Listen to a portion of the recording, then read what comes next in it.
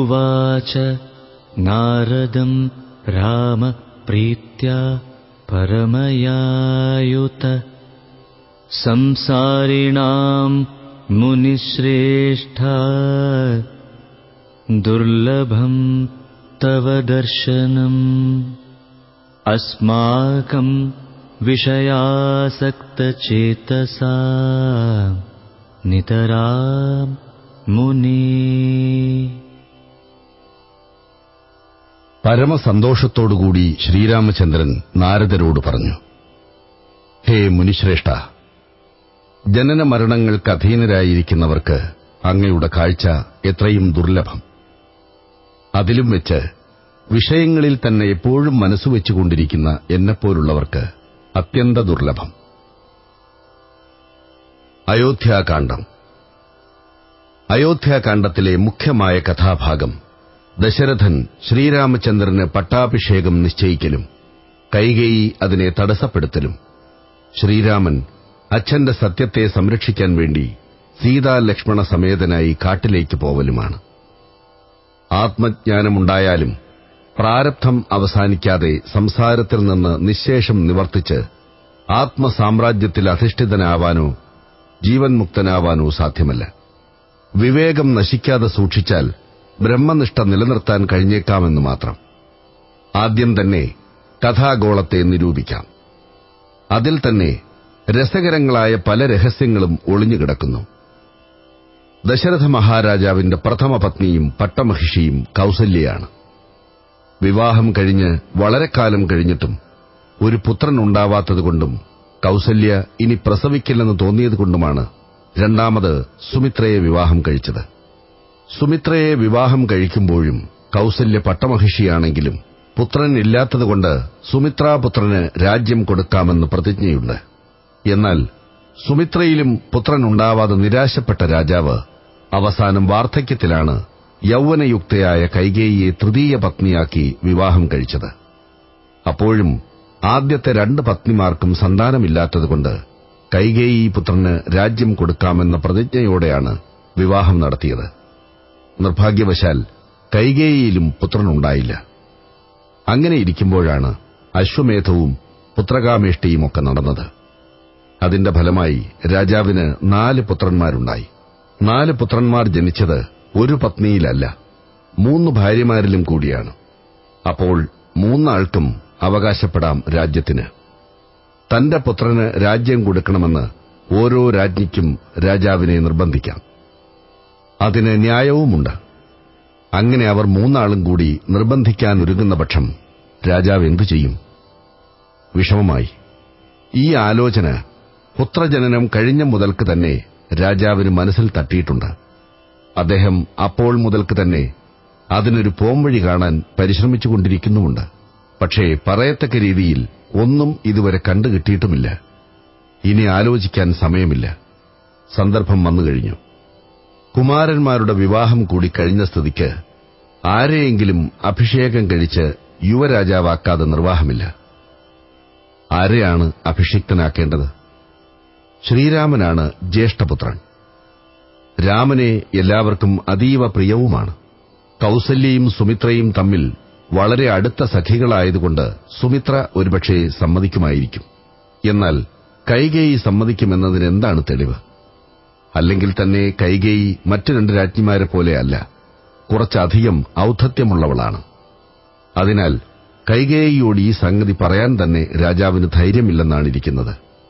ഇതിനൊക്കെ പുറമേ കൈകേയി വിവാഹത്തിന്റെ അടിയിൽ അതിപ്രധാനമായ മറ്റൊരു സംഗതി കൂടി ഒളിഞ്ഞുകിടക്കുന്നുമുണ്ട്. അതാകട്ടെ ഇതിലൊക്കെ അധികം ഗൌരവമുള്ളതാണ്. ആ സംഗതി നിലവിലുള്ളപ്പോൾ ഒരിക്കലും കൈകേയി രാമന്റെ പട്ടാഭിഷേകത്തെ അനുവദിക്കാൻ പോകുന്നില്ല. ഇതും രാജാവിനറിയാം. കേകയ രാജാവും മിഥില രാജാവും തമ്മിൽ വളരെ തലമുറകളായി തന്നെ അന്യോന്യ ശത്രുക്കളാണ്. ഇരു രാജ്യങ്ങളും തമ്മിൽ ഭയങ്കര സംഘട്ടനങ്ങളും യുദ്ധങ്ങളും എത്രയോ പ്രാവശ്യം കഴിഞ്ഞതാണ്. 2 ആളും തുല്യ ബലവാന്മാരാണെന്നതുകൊണ്ട് ജയപരാജയങ്ങൾ രണ്ടും കൂടാതെ നിലനിന്നു വരികയാണ്. തലമുറകളായി തന്നെ യുദ്ധം നടത്തിക്കൊണ്ടിരിക്കുന്ന പ്രസ്തുത 2 രാജ്യങ്ങൾക്കും പ്രബലമായ ഒരു സഹായിയെ കിട്ടിയാൽ കൊള്ളാമെന്ന് മോഹമുണ്ട്. അയോധ്യ രാജാവ് പ്രബലനാണ്.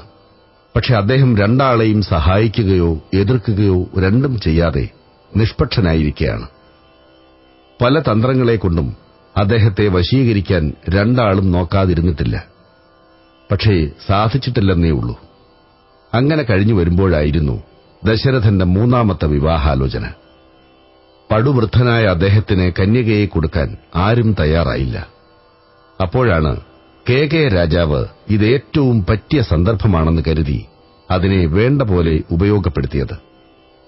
അയോധ്യ രാജാവുമായി എന്തെങ്കിലും ഒരു ബന്ധം ഉണ്ടാക്കി തീർക്കാൻ കഴിഞ്ഞാൽ തന്നെ മഹാഭാഗ്യമായെന്നായിരുന്നു അദ്ദേഹത്തിന്റെ വിചാരം. അതുകൊണ്ടാണ് അത്യന്ത വാർദ്ധക്യം ബാധിച്ച ദശരഥന് തന്റെ ഇളം പ്രായമായ പുത്രിയെ മൂന്നാം വിവാഹത്തിന് കൊടുത്തത്. അയോധ്യ രാജാവ് തന്റെ ബന്ധുവായാൽ സഹായിക്കാൻ വിരോധമില്ല. സഹായിച്ചില്ലെങ്കിലും ശത്രുവായ മിഥില രാജാവിനോട് കൂടിച്ചേർന്ന് തന്നോട് എതിർക്കാൻ വരില്ലല്ലോ. അതായിരുന്നു കേകയ രാജാവിന്റെ വിചാരം. ഈ പുതിയ ബന്ധുത്വം കേകയ രാജാവും അയോധ്യ രാജാവും തമ്മിൽ സ്ഥാപിക്കപ്പെട്ടു കഴിഞ്ഞാൽ മിഥില രാജാവ് അസ്വസ്ഥനാവും. അദ്ദേഹം എന്തെങ്കിലും തകരാറുണ്ടാക്കാൻ ശ്രമിക്കും. വെറുതെ അടങ്ങിയിരിക്കില്ലെന്നും കേകയ രാജാവിനറിയാം. അതിനാൽ അദ്ദേഹം അങ്ങനെ സംഭവിക്കാതിരിക്കാനും വേണ്ടപ്പെട്ട മുൻകരുതലുകൾ ചെയ്തിട്ടുണ്ടായിരുന്നു. കൈകേയിയോട് വേണ്ട പോലെ ഗുണദോഷങ്ങൾ പറഞ്ഞുകൊടുത്തിട്ടുണ്ടായിരുന്നു. കൂടാതെ വേണ്ട സന്ദർഭത്തിൽ വേണ്ടത് ഉപദേശിക്കാനും വേണ്ടത് പ്രവർത്തിപ്പിക്കാനും പറ്റിയ ഒരു വിശ്വസ്ത ദാസിയെ കൂടി കൈകേയിയോടൊരുമിച്ച് അയോധ്യയ്ക്ക് അയച്ചിട്ടുണ്ടായിരുന്നു. അവൾ മഹാരാജ്ഞിയുടെ ഒരു സേവിക എന്ന നിലയ്ക്ക് വളരെ പ്രൌഢിയോടുകൂടി ഒരു ദാസിയുടെ പദവിയിൽ നിന്നൊക്കെ ഉയർന്ന നിലയിൽ അരമനയിൽ കഴിഞ്ഞുവരികയും ചെയ്തിരുന്നു. അവളാണ് മന്ധര. അങ്ങനെ കഴിഞ്ഞു വരുമ്പോഴാണ് രാജ്ഞിമാർക്ക് പുത്രന്മാരുണ്ടായതും അവർ യൗവനയുക്തന്മാരായതും.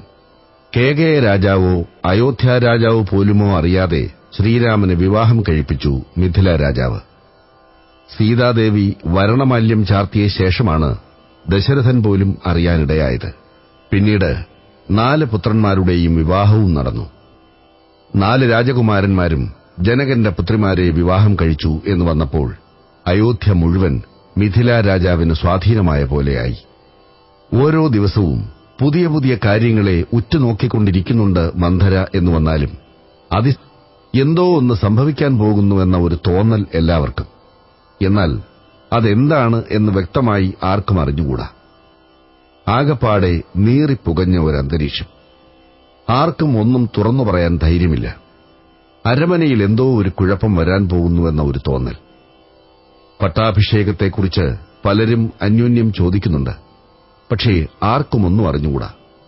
ഈ സന്ദർഭത്തിൽ ദശരഥ മഹാരാജാവ് സമർത്ഥമായൊരു തന്ത്രം പ്രയോഗിച്ചു. അതായത് കൈകേയി പുത്രനായ ഭരതനെ സുമിത്രാപുത്രനായ ശത്രുഘ്നനോടുകൂടി കേകയ രാജധാനിയിലേക്ക് പറഞ്ഞയച്ചു. മാതൃഗൃഹത്തിൽ പോകുന്നതും അമ്മാവനോടൊരുമിച്ച് താമസിക്കുന്നതും രാജകുമാരന്മാർക്ക് ഹിതമായിരിക്കുമല്ലോ. സുമിത്രയുടെ 2 പുത്രന്മാരാണ് ലക്ഷ്മണനും ശത്രുഘ്നനും. ലക്ഷ്മണൻ ശ്രീരാമനോടും ശത്രുഘ്നൻ ഭരതനോടും ഏറ്റവും അടുത്ത് പെരുമാറുന്നവരാണ്. അതിനാൽ ലക്ഷ്മണനെ ഭയപ്പെടേണ്ടതില്ല. ശ്രീരാമന്റെ പട്ടാഭിഷേകത്തിൽ ലക്ഷ്മണൻ അനുകൂലിയായേയിരിക്കൂ. എന്നാൽ ഭരത ശത്രുഘ്നന്മാരുടെ സ്ഥിതി അറിഞ്ഞുകൂടാ. ഏതായാലും അവർ തൽക്കാലം അകന്നിരിക്കുന്നത് നല്ലതാണ്. ഈ നിലയ്ക്കാണ് രാജാവ് ഭരത ശത്രുഘ്നന്മാരെ കൈകേയിയുടെ പിതൃഗൃഹത്തിലേക്ക് അയച്ചത്. ഇങ്ങനെ ഭരതശത്രുഘ്നന്മാരെ പോലും അകറ്റിക്കഴിഞ്ഞ സന്ദർഭത്തിലാണ് മഹാരാജാവ് ഒരു ദിവസം വൈകുന്നേരം പെട്ടെന്ന് ശ്രീരാമന് പട്ടാഭിഷേകം നിശ്ചയിച്ചത്. നടന്നു കഴിഞ്ഞാൽ പിന്നെ സാരമില്ല. അതിനു മുമ്പ് പലരും അറിഞ്ഞാൽ എന്തെല്ലാം കുഴപ്പങ്ങളാണ് ഉണ്ടാവാൻ പോകുന്നതെന്ന് അറിഞ്ഞുകൂടാ. അതുകൊണ്ട് കഴിയുന്നതും ആരെയും അറിയിക്കാതെ വിവാഹത്തെപ്പോലെ തന്നെ രാമചന്ദ്രന്റെ പട്ടാഭിഷേകവും സൂത്രത്തിൽ കഴിയണമെന്ന ഉദ്ദേശത്താലായിരുന്നു മഹാരാജാവ് ഒരു ദിവസം വൈകുന്നേരം രാജസഭയിൽ വെച്ച് പിറ്റേന്ന് കാലത്ത് ശ്രീരാമന്റെ പട്ടാഭിഷേകം നടത്താൻ തീർച്ചപ്പെടുത്തിയത്. രാജാവിന്റെ കൽപ്പന കിട്ടിയതോടെ മന്ത്രിമാരും പൊതുജനങ്ങളും ഒരുക്കങ്ങൾ ചെയ്യാൻ തുടങ്ങി. അരമനയും പട്ടണവും മുഴുവൻ അലങ്കരിക്കുക, എല്ലായിടത്തും തോരണങ്ങളും കൊടിക്കൂറകളും കെട്ടുക, രാജമാർഗ്ഗങ്ങൾ പ്രത്യേകമായി അലങ്കരിക്കുക തുടങ്ങിയ പ്രാഥമിക പരിപാടികൾ ജാഗ്രതയായി നടക്കാൻ തുടങ്ങി. പിറ്റേന്ന് പ്രഭാതത്തിൽ ശ്രീരാമചന്ദ്രന്റെ പട്ടാഭിഷേകം നടക്കാൻ പോകുന്നുവെന്ന വർത്തമാനം ക്ഷണനേരം കൊണ്ട് പട്ടണം മുഴുവൻ പരന്നു. ജനങ്ങൾ ഉത്സാഹഭരിതരായി. രാജഭടന്മാർ ജാഗ്രതയായി അങ്ങിങ്ങ് ഓടുകയും പലതും ഒരുക്കുകയും ചെയ്തുകൊണ്ടിരുന്നു. ആ സമയത്താണ് മന്ധര കൈകേയിയുടെ അന്തഃപുരത്തിലേക്ക് പോവാൻ വേണ്ടി രാജമാർഗത്തിലേക്ക് ഇറങ്ങിയത്. യാദൃച്ഛികമായി ശ്രീ നാരദ മഹർഷിയും അപ്പോൾ അയോധ്യയിലെത്തി. മന്ധര ജനങ്ങളുടെ മുഖത്തുനിന്ന് സംഗതികളൊക്കെ മനസ്സിലാക്കി. എന്തോ വിചാരിച്ച് തലയാട്ടി മൂളിക്കൊണ്ട് അന്തഃപുരത്തിലേക്ക് പോയി.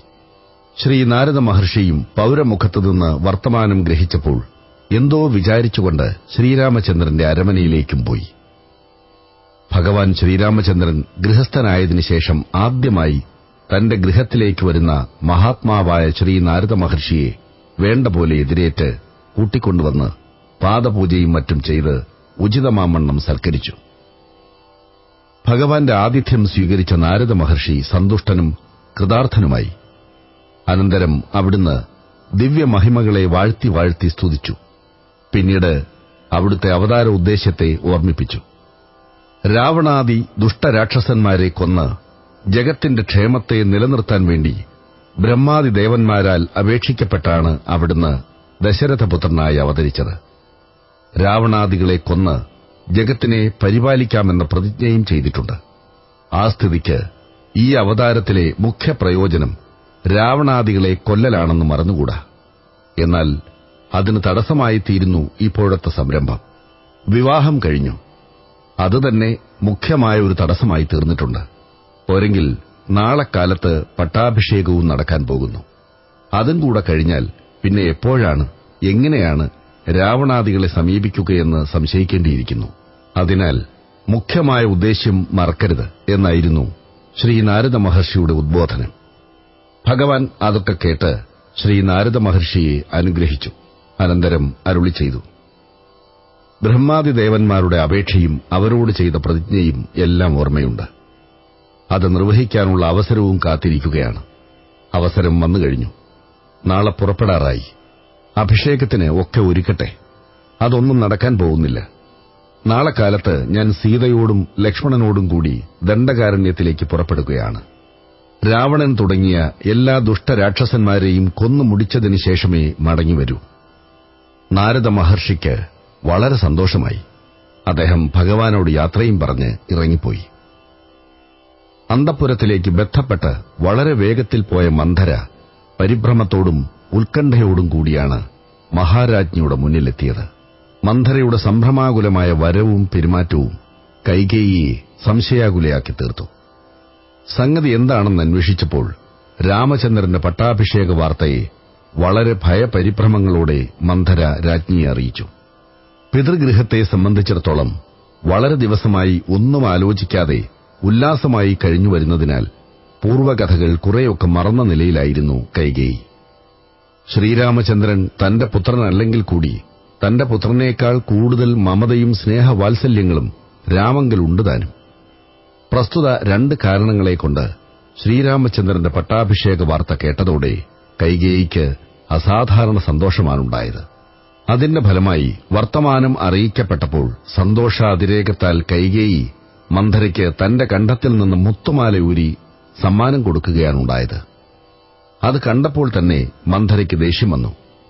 അനന്തരം രാജ്ഞിയെ കുറെ ഗുണദോഷിച്ചു പറഞ്ഞു. വൃദ്ധനായ രാജാവിനെ വിവാഹം കഴിച്ച് ഇങ്ങോട്ട് പോന്നത് എന്തിനാണെന്നും തന്നെ കൂടി ഇങ്ങോട്ട് അയച്ചതെന്തിനാണെന്നും പിതൃരാജ്യത്തിന്റെ സ്ഥിതി എന്താണെന്നുമൊക്കെ ഓർമ്മിപ്പിച്ചു മന്ധര. മാത്രമല്ല, പട്ടാഭിഷേകം കൂടെ കഴിഞ്ഞാൽ പിന്നത്തെ സ്ഥിതി എന്താണ്? ശ്രീരാമൻ രാജാവും സീത മഹാരാജ്ഞിയും കൗസല്യ രാജമാതാവുമായാൽ പിന്നത്തെ കഥ പറയാനുണ്ടോ? ഭരതൻ രാമന്റെ ഭൃത്യനോ അല്ലെങ്കിൽ തിരസ്കൃതനോ ആവും. കൈകേയിക്ക് ജീവിതാശയുണ്ടെങ്കിൽ കൗസല്യയുടെ ദാസിയുമാവും. കേകയ രാജ്യം മിഥില രാജാവ് പിടിച്ചെടുക്കുകയും ചെയ്യും. അതൊക്കെയാണ് സംഭവിക്കാൻ പോകുന്നത്. അതുകൊണ്ട് എന്തു വന്നാലും രാമന്റെ പട്ടാഭിഷേകം മുടക്കിയേ തീരൂ. മഹാരാജാവും കൗസല്യയും കൂടി വളരെ രഹസ്യമായി ആലോചിച്ച് തീർച്ചപ്പെടുത്തിയതായിരിക്കണം ഈ സംഗതി. അതാണ് ഭരതനെപ്പോലും കേകയത്തേക്ക് അയച്ച് ആരുമില്ലാത്ത സന്ദർഭം നോക്കി പെട്ടെന്ന് പട്ടാഭിഷേകം നിശ്ചയിച്ചത്.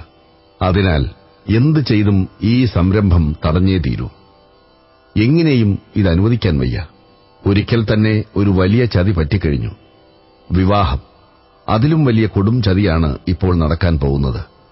അതുകൊണ്ട് ഇത് തടയുക തന്നെ വേണം എന്നിങ്ങനെയുള്ള മന്ധരയുടെ വാക്ക് നല്ല കണക്കിൽ കൊണ്ടു. കൈകേയിക്കും അത് വളരെ ശരിയാണെന്നും മന്ധരയാണ് തന്റെ ഇഷ്ടബന്ധുവെന്നും തോന്നി. അതിനാൽ രാജ്ഞിയും സംഗതി കുറെ ഗൌരവമായി കരുതി. അതിനാൽ എന്താണ് നിവൃത്തിയെന്ന് അന്വേഷിച്ചു.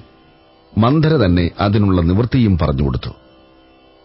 പണ്ട് ദേവാസുര യുദ്ധത്തിൽ ദശരഥ മഹാരാജാവ് ദേവന്മാരുടെ ഭാഗത്ത് ചേർന്ന് അസുരന്മാരോട് യുദ്ധം ചെയ്യുന്ന സമയത്ത് തേർചക്രത്തിന്റെ ആണി വീണുപോയി. ആ സമയത്ത് കൈകേയിയും രാജാവ് ഒന്നിച്ച് തേരിലുണ്ടായിരുന്നു. വേഗത്തിൽ തേർ വീണുപോവാനോ യുദ്ധം നിർത്താനോ ഇടവരാതെ മഹാരാജാവ് അറിയാതെ തന്നെ കൈകേയി തന്റെ കൈവിരൽ ആണിയുടെ സ്ഥാനത്തിട്ടു. യുദ്ധം കഴിയുന്നതുവരെ തേർ നടത്തിവന്നു. യുദ്ധം അവസാനിച്ച് മടങ്ങുമ്പോഴാണ് രാജാവ് ഈ അത്യാഹിത സംഭവത്തെക്കുറിച്ചറിഞ്ഞത്. സന്തോഷഭാരത്തോടുകൂടി കൈകേയിയെ വളരെ അനുമോദിച്ചു. സമ്മാനമായി 2 വരങ്ങളും കൊടുത്തു. ഇഷ്ടമുള്ളതെന്തായാലും സാധിച്ചു കൊടുക്കാമെന്ന് പറഞ്ഞിട്ടുണ്ടായിരുന്നു. പ്രസ്തുത 2 വരങ്ങളെ ആവശ്യമുള്ളപ്പോൾ വരിച്ചോളാമെന്ന് പറഞ്ഞ് രാജാവിൽ തന്നെ സൂക്ഷിക്കുകയാണ് ചെയ്തത്. ഈ സംഗതി എന്നോ നടന്ന കഥയാണ്. എങ്കിലും മന്ധരയ്ക്ക് അതൊക്കെ ഓർമ്മയുണ്ട്. അതിനെ പറഞ്ഞുകൊടുത്തു മന്ധര. ആ 2 വരങ്ങളും ഇപ്പോൾ വരിക്കണം. അതിൽ ഒന്നുകൊണ്ട് ഭരതനെ പട്ടാഭിഷേകം ചെയ്ത് രാജാവാക്കി വാഴിക്കലും, മറ്റൊന്നുകൊണ്ട് ശ്രീരാമൻ മുനിവൃത്തിയോടുകൂടി 14 സംവത്സരം കാട്ടിൽ താമസിക്കലും. ഇങ്ങനെ 2 രൂപത്തിൽ വരിച്ചാൽ മതി. അത് ഇന്ന് തന്നെ കഴിയണം. പ്രഭാതത്തിൽ രാമൻ കാട്ടിലേക്ക് പോണം. ഭരതൻ അഭിഷിക്തനുമാവണം. ഇതേ മാർഗമുള്ളൂ എന്നുപദേശിച്ചുകൊടുത്തു മന്ധര. കൈകേയിക്കും അത് ബോധ്യമായി. മന്ധരയെ അഭിനന്ദിച്ചു. രാജാവ് വരുമ്പോഴേക്ക് വരം വരിക്കാൻ പറ്റുന്ന തോതിൽ വ്യസനത്തോടും ക്രോധത്തോടും കൂടി നിലത്ത് വീണുരുണ്ട് നിലവിളിച്ച് തയ്യാറായി കിടന്നു കൈകേയി. വൈകുന്നേരം രാജസഭയിലെ തിരക്കിട്ട ജോലികളൊക്കെ കഴിഞ്ഞ് മഹാരാജാവ് നിത്യകർമ്മവും അത്താഴവും കഴിച്ച് ബന്ധപ്പെട്ടുകൊണ്ടാണ് കൈകേയിയുടെ അന്തഃപുരത്തിലേക്ക് യാത്രയായത്. എന്തെല്ലാമോ അസ്വാസ്ഥ്യങ്ങൾ രാജാവിനെ അലട്ടിക്കൊണ്ടിരിക്കുന്നുണ്ട്. അതിനാൽ മനസ്സ് കിടന്ന് പിടയ്ക്കുകയാണ്. തീരെ സമാധാനമില്ല. കൈകേയി വിവരമറിയുമ്പോൾ എന്തു പറയുമെന്ന ഭയം അദ്ദേഹത്തിൽ അലതല്ലിക്കൊണ്ടിരിക്കുകയാണ്.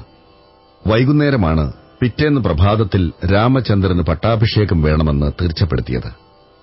തീർച്ചപ്പെടുത്തി പ്രഖ്യാപിച്ചു കഴിഞ്ഞപ്പോഴേക്ക് എല്ലായിടത്തും അറിഞ്ഞുകഴിഞ്ഞു.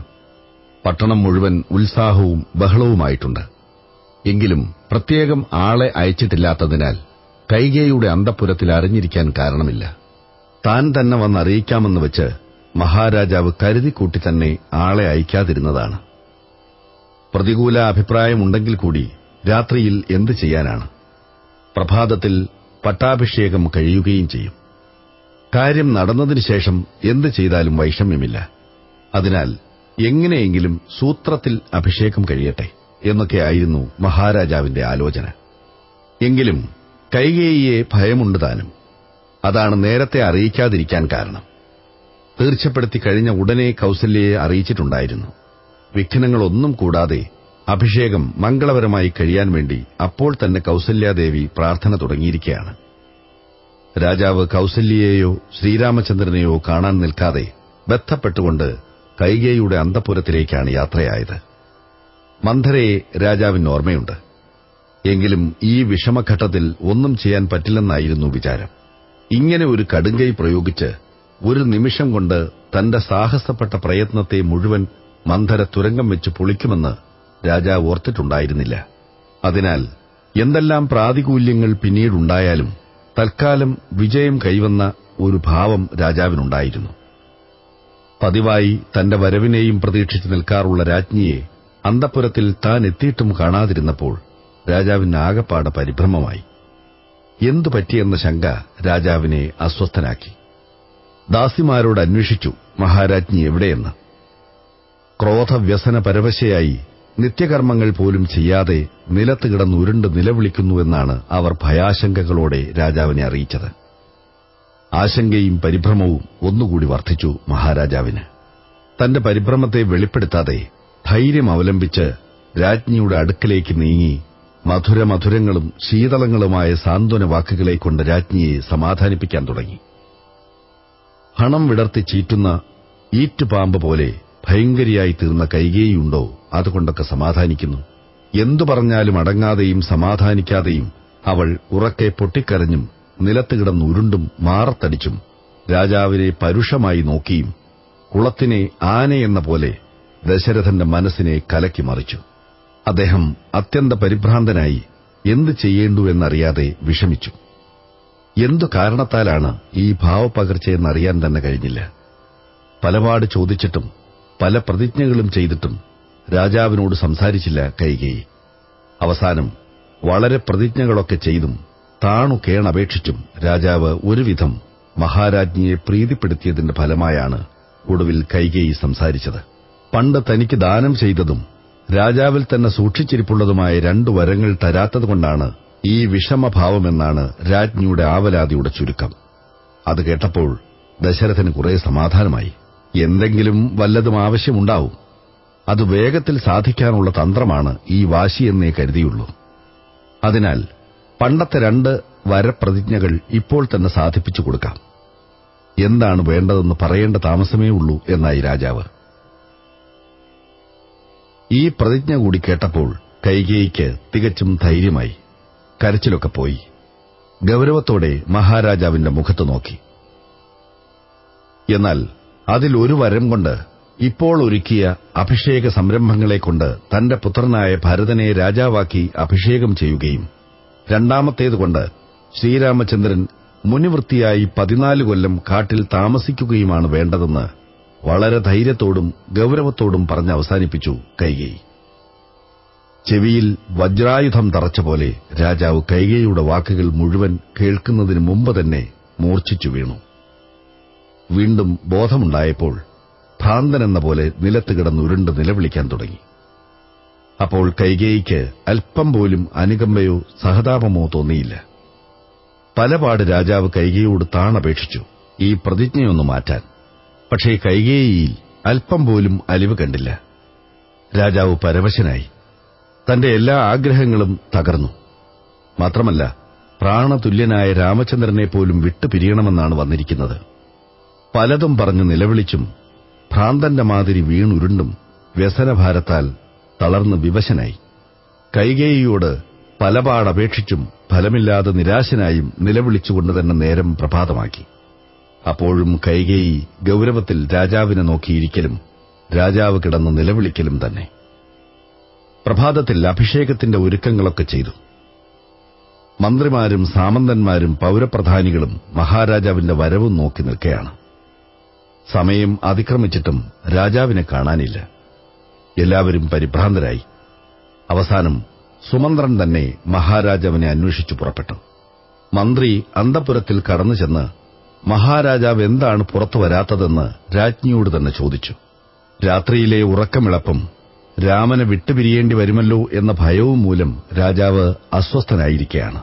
അതിനാൽ വേഗം രാമനെ കൂട്ടിക്കൊണ്ടുവരും, എന്നാൽ കാര്യങ്ങളൊക്കെ ശരിപ്പെടും എന്ന് പറഞ്ഞു. സുമന്ത്രന് പൂർവാധികം പരിഭ്രമമായി. രാജകീയങ്ങളായ എല്ലാ കാര്യങ്ങളുടെയും ചരടുവലിക്കുന്ന ആളാണല്ലോ മന്ത്രിമുഖ്യനായ സുമന്ത്രൻ. കൈകേയിയുടെ വാക്ക് കേട്ടപ്പോൾ തന്നെ എന്തോ തകരാറുണ്ടെന്ന് അദ്ദേഹത്തിന് ബോധ്യമായി. അതെത്രത്തോളമുണ്ടെന്നും ഏത് രൂപത്തിലാണെന്നും മാത്രമേ ഇനി അറിയേണ്ടതുള്ളൂ. പരിഭ്രാന്തനായ സുമന്ത്രൻ വേഗത്തിൽ രാമചന്ദ്രനെയും കൂട്ടി അന്തഃപുരത്തിലെത്തി. ശ്രീരാമചന്ദ്രൻ ഭയപരിഭ്രമങ്ങളോടെ പിതാവിനെയും കൈകേയി മാതാവിനെയും നമസ്കരിച്ചു. രാമഭദ്രനെ കണ്ടപ്പോഴേക്കും രാജാവ് വ്യസനാക്രാന്തനായി ഉറക്ക വാവിട്ട് നിലവിളിക്കുകയും പലതും പുലമ്പുകയും ചെയ്തു. കാര്യമൊന്നും മനസ്സിലാവാതെ ശ്രീരാമചന്ദ്രൻ കൈകേയിയോട് വർത്തമാനം എന്താണെന്നും മഹാരാജാവ് എന്തിനാണ് വ്യസനിക്കുന്നതെന്നും അന്വേഷിച്ചു. രാജാവിന്റെ വ്യസനത്തിന് കാരണം നീ തന്നെയാണെന്ന് ആരംഭിച്ച കൈകേയി കാര്യമെല്ലാം പറഞ്ഞു. കാര്യമറിഞ്ഞതോടെ ഭഗവാൻ അച്ഛനെ സമാധാനിപ്പിക്കാൻ പരിശ്രമിച്ചു തുടങ്ങി. കാട്ടിലേക്ക് പോകുന്നത് തനിക്ക് ഏറ്റവും സന്തോഷമാണെന്നും അച്ഛന്റെ സത്യത്തെ പരിപാലിക്കാൻ വേണ്ടി കാട്ടിൽ പോയി 14 കൊല്ലം കഴിച്ചുകൂട്ടുകയെന്നത് മഹത്തായ ഒരു അനുഗ്രഹമാണെന്നും മറ്റും പറഞ്ഞു. ഏതായാലും ശ്രീരാമചന്ദ്രൻ കാട്ടിലേക്ക് പോവാൻ സന്നദ്ധനായി. അമ്മയോടും സീതാദേവിയോടും യാത്ര പറഞ്ഞ് ഉടനെ വരാമെന്നും പറഞ്ഞ് വേഗത്തിൽ കൌസല്യാദേവിയുടെ അന്തഃപുരത്തിലേക്ക് യാത്രയായി. തലേ ദിവസം വൈകുന്നേരം ഭഗവാന്റെ പട്ടാഭിഷേക വാർത്ത കേട്ട മുതൽക്ക് തന്നെ അതിന്റെ നിർവിഘ്ന പരിസമാപ്തിക്ക് വേണ്ടി കൗസല്യാദേവി ദേവീ പ്രാർത്ഥന ആരംഭിച്ചതാണ്. നേരം പുലർന്നത് തന്നെ അറിഞ്ഞിട്ടില്ല. ഭക്തിപരവശയായി ചിത്തം മുഴുവൻ മംഗളസ്വരൂപിണിയായ ദേവിയിൽ തന്നെ മുഴുക്കിയിരിക്കുകയാണ്. അതിനാൽ ശ്രീരാമചന്ദ്രൻ മുന്നിൽ വന്നു നിന്നതുപോലും കണ്ടില്ല. സമീപത്തുണ്ടായിരുന്ന സുമിത്ര പറഞ്ഞിട്ടാണ് അറിഞ്ഞത്. ഉടനെ കൺമിഴിച്ച് വാത്സല്യ അതിരേകത്താൽ പുത്രനെ ആലിംഗനം ചെയ്യാൻ ഓടിവന്നു. ഭഗവാൻ കൗസല്യാദേവിയോട് വർത്തമാനങ്ങളൊക്കെ പറഞ്ഞു. ഇടിവെട്ടിയ മരം പോലെ ദേവി സ്തബ്ധയായി. ഏതായാലും സമാധാന വാക്കുകളെ കൊണ്ട് സമാധാനിപ്പിച്ചു. ലക്ഷ്മണനെയും സീതാദേവിയെയും കൂട്ടി തയ്യാറായി വീണ്ടും അന്തഃപുരത്തിൽ വന്ന് രാജകീയ വേഷങ്ങളെയും ചിഹ്നങ്ങളെയും മുഴുവൻ പരിത്യജിച്ചു. കൈകേയി കൊടുത്ത മരവുരിയും ധരിച്ച് ശ്രീരാമൻ കാട്ടിലേക്ക് യാത്രയായി. കഥാഗോളത്തിന്റെ ഏതാണ്ടൊരു സ്വരൂപമാണിത്. പ്രപഞ്ച അനുഭവങ്ങളെയും ലോകവ്യവഹാരത്തെയുമാണ് ഇവിടെ കാട്ടിലേക്കുള്ള പോക്കും വനവാസവുമായി ഉപന്യസിച്ചിരിക്കുന്നത്. ജീവൻ ജ്ഞാനസമ്പന്നനായാലും പ്രാരാബ്ധം വിടുന്നില്ല. അനുഭവിച്ചു തന്നെ തീരേണ്ടിയിരിക്കുന്നു. പ്രാരാബ്ധത്തെയാണ് കൈകേയിയായി ചിത്രീകരിച്ചിരിക്കുന്നത്. ജന്മാന്തര വാസനകളാണ് പ്രാരാബ്ധത്തിന് അടിസ്ഥാനം. അതാണ് മന്ധര. മന്ധരയിൽ കൂടിയാണ് കൈകേയി വികസിക്കുന്നത്. കൈകേയിയുടെ അഭിപ്രായങ്ങൾക്ക് രൂപം കൊടുത്തതും അവയെ പ്രബലങ്ങളാക്കിയതും മന്ധരയാണ്. വാസനയാണ് പ്രാരാബ്ധ കർമ്മങ്ങളെ രൂപം കൊടുത്ത് അവ്യക്തതയിൽ നിന്ന് വ്യക്തതയിലേക്ക് കൊണ്ടുവന്ന് പ്രബലമാക്കി തീർക്കുന്നത്. ബ്രഹ്മവിദ്യയായ സീതാദേവിയെ വരിച്ചിട്ടും കാട്ടിലേക്ക് പോവേണ്ടി വന്നത് ജ്ഞാനമുണ്ടായാലും പ്രാരാബ്ധം അനുഭവിച്ചു തന്നെ തീരണം എന്നതിന്റെ സൂചനയാണ്. കൗസല്യയെയും സുമിത്രയെയും ഭയപ്പെടേണ്ടതില്ലെന്നും കൈകേയിയാണ് ഭയമെന്നും ആദ്യം പറഞ്ഞുവല്ലോ. ജ്ഞാനമുണ്ടായാൽ സഞ്ചിതാഗന്തുകങ്ങളായ കർമ്മത്തിന്റെ 2 ഘടകങ്ങളെ ജയിക്കാം. എന്നാലും പ്രാരാബ്ധം അനുഭവിച്ചു തന്നെ തീരണം എന്ന അർത്ഥത്തിലാണ് പറഞ്ഞിരിക്കുന്നത്. അങ്ങനെ തന്നെ ജ്ഞാനം അനുഭവപ്പെട്ടു കഴിഞ്ഞാൽ പിന്നെ ശരീരധർമ്മങ്ങൾ മാനിക്കപ്പെടാൻ പോകുന്നില്ല. ശരീരധർമ്മങ്ങളുടെ അവഗണന കൊണ്ട് ശരീരം തന്നെ തപിക്കാൻ തുടങ്ങും. ക്രമേണ ശരീരാഭിമാനം തന്നെ ചുരുങ്ങി ചുരുങ്ങി ഇല്ലാതായിത്തീരും. അതാണ് ദശരഥ മഹാരാജാവിന്റെ അഭീഷ്ടം നിറവേറ്റാതാവുകയും അദ്ദേഹം തപിക്കാനും ക്ഷയിക്കാനുമൊക്കെ ഇടയാവുന്നതും. ശരീരത്തെയാണല്ലോ ദശരഥനായി ചിത്രീകരിച്ചിരിക്കുന്നത്. രാമനും സീതയും യോജിച്ച് ദൃഢപ്പെട്ടപ്പോൾ ദശരഥൻ തപിക്കാൻ തുടങ്ങി. ജീവൻ ജ്ഞാനസമ്പന്നനായാൽ ശരീരധർമ്മങ്ങൾ നിരസിക്കപ്പെടുമെന്നർത്ഥം. ഭരതശത്രുഘ്നന്മാർ കേകയത്തിലാണ്. പ്രാജ്ഞതൂരീയ ഭാവങ്ങൾ പ്രാരാബ്ധത്തിൽ മറയപ്പെട്ടു. രാമലക്ഷ്മണന്മാർ കാട്ടിലേക്കും പോയി. വിശ്വതൈജസന്മാർ പ്രാരാബ്ധ അനുഭവങ്ങളിൽ മുഴുകുകയും ചെയ്തു.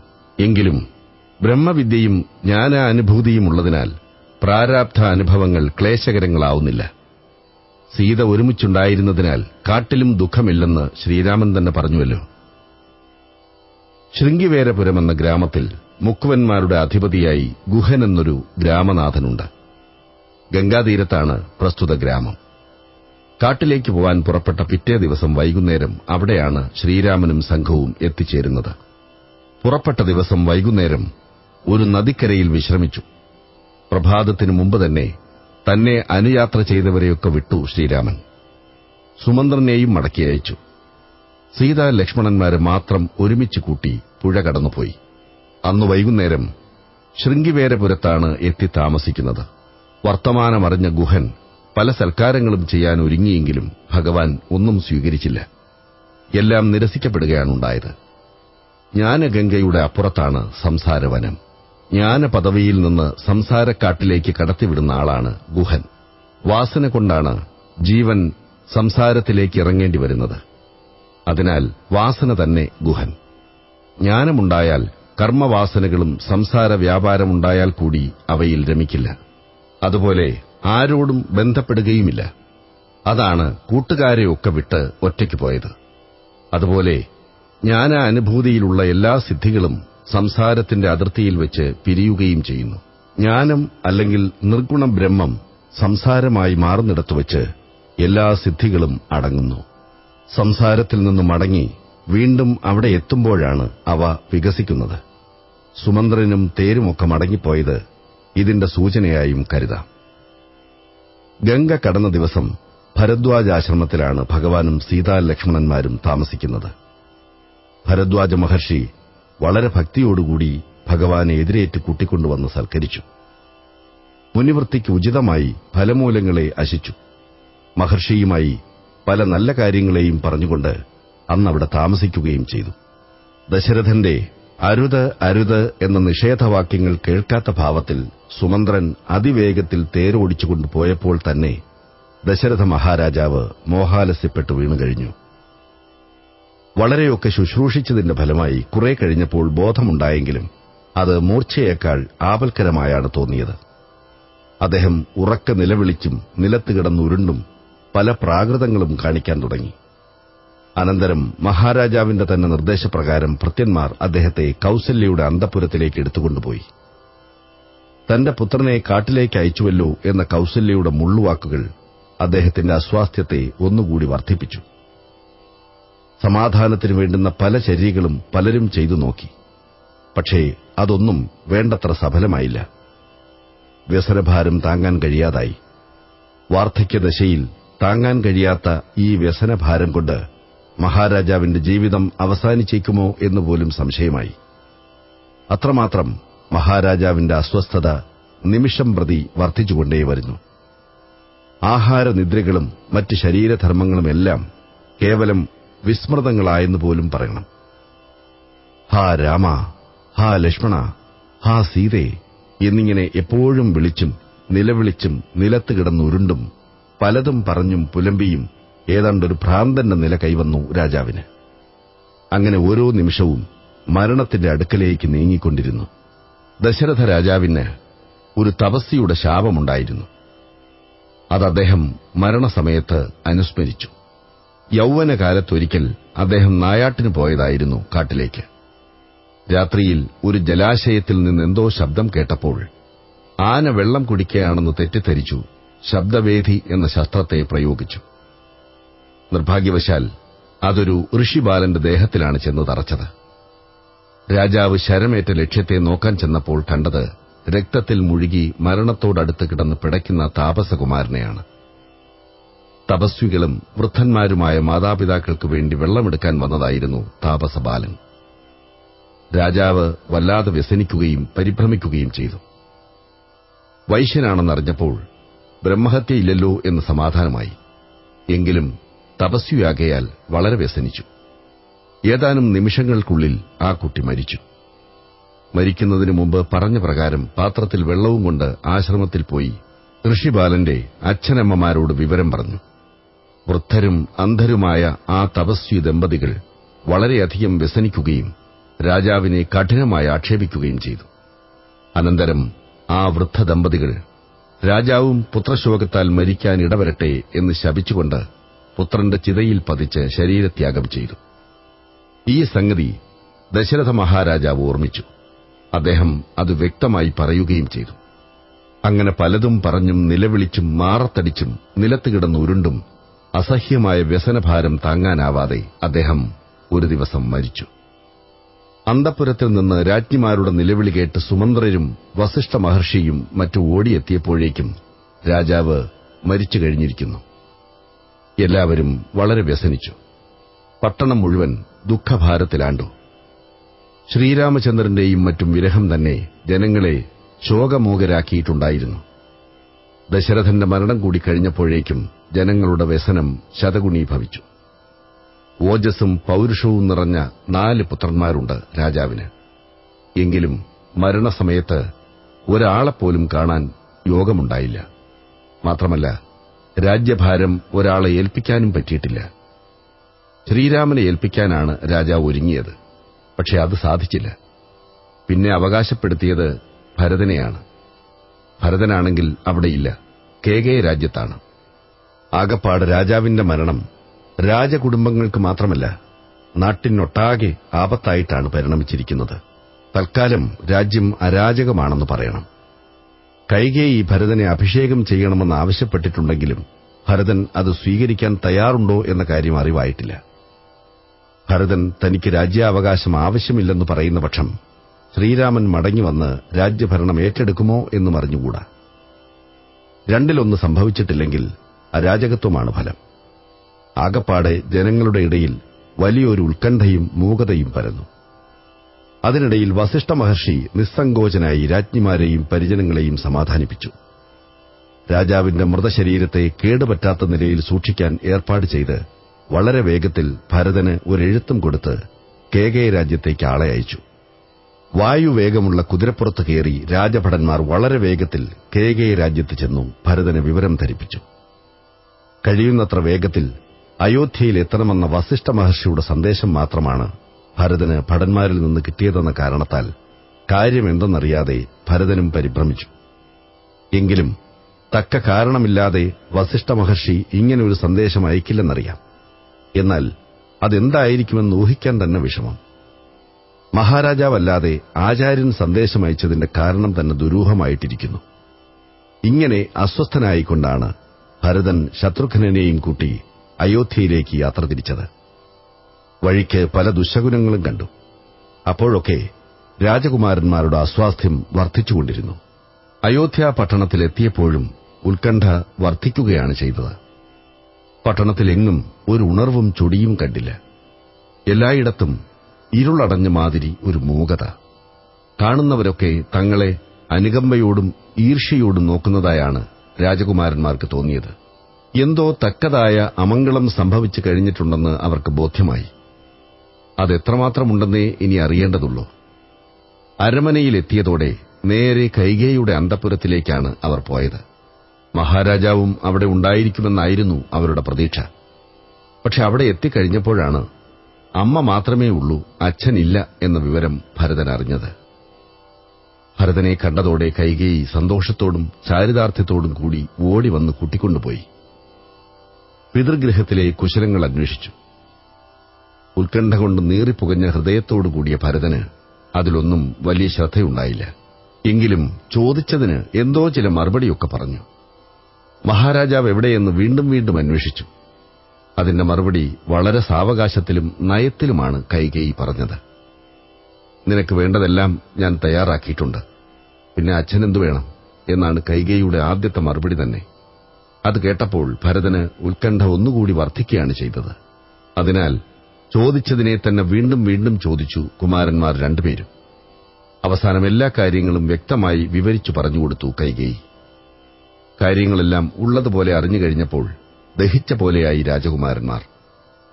ഭരതന് അമ്മയെ കൊല്ലത്തക്ക നിലയിൽ ക്രോധാഗ്നി ആളിക്കത്തി. ജ്യേഷ്ഠനായ ശ്രീരാമചന്ദ്രന്റെ അവകാശമായ രാജാധികാരത്തെ പിടിച്ചുപറ്റിയെന്ന് മാത്രമല്ല, പ്രിയപ്പെട്ട ജ്യേഷ്ഠനെ കാട് കയറ്റുകയും അത് ഹേതുവായിട്ട് അച്ഛൻ മരിക്കുകയും കൂടി ചെയ്തുവെന്നറിഞ്ഞപ്പോൾ ആ നിഷ്കളങ്ക ഹൃദയത്തിന് പൊറുക്കാൻ കഴിഞ്ഞില്ല. അതിനാൽ കൈകേയിയെ തന്റെ മാതാവെന്ന കഥ പോലും മറന്ന് പലതും പറഞ്ഞു ഭരതൻ. ആയുധത്തിന്മേൽ കൈവയ്ക്കാൻ പോലും സാഹസികനാക്കി തീർത്തു ഭ്രാതൃസ്നേഹം ആ സാധുവിനെ. പുണ്യാതിരേകത്തിൽ ഏതോ ഒരു ക്ഷമാശക്തി കൂടുതലൊന്നും ചെയ്യാനിടവരുത്താതെ അനുഗ്രഹിച്ചു ആ രാജകുമാരനെ. അതിനാൽ അധികം താമസിയാതെ തന്നെത്താൻ മറന്നുകൊണ്ട് കൗസല്യയുടെ അന്തഃപുരത്തിലേക്ക് ഓടി.